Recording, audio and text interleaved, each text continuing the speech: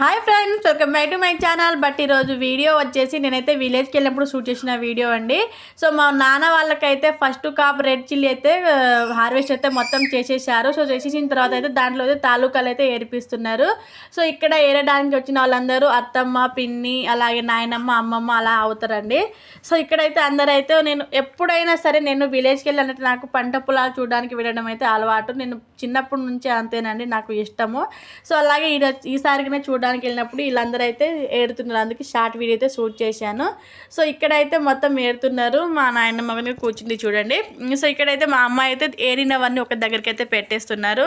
So ఎంతో కష్టపడి పండించిన పంటలకైతే అసలు రేటే లేవండి. ఈ సంవత్సరం అయితే చాలా అంటే చాలా తక్కువ ఉంది. మిర్చి రేట్ అనేది చాలా తక్కువ ఉంది. 13,000 14,000 అంతకన్నా ఎక్కువ అయితే అసలు లేనే లేదు. సో ఈ వీడియో ఎవరైనా రైతు వాళ్ళు చూస్తున్నట్టయితే మీ సైడ్ ఎంత ఉందో కామెంట్ చేయండి.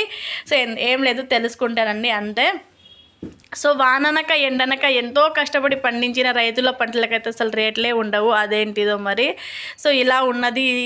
ఇంత పండించి ఏం లాభం అండి, వాళ్ళు పెట్టే పెట్టుబడికి వాళ్ళకి రాలేకపోయింది. సో వాళ్ళే అప్పుల పాలవుతారు. ప్రతి ఒక్క రైతులకైతే ఫేస్ చేసేది ఇదేనండి.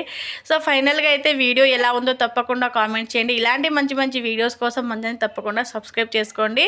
సో మీ రైతులు ఎవరైనా మన వీడియో చూసినట్టయితే మీ సైడ్ ఎంత ఉందో మిర్చి ధర అనేది తప్పకుండా కామెంట్ చేయండి, ఎందుకంటే తెలుసుకుంటాను అంతే.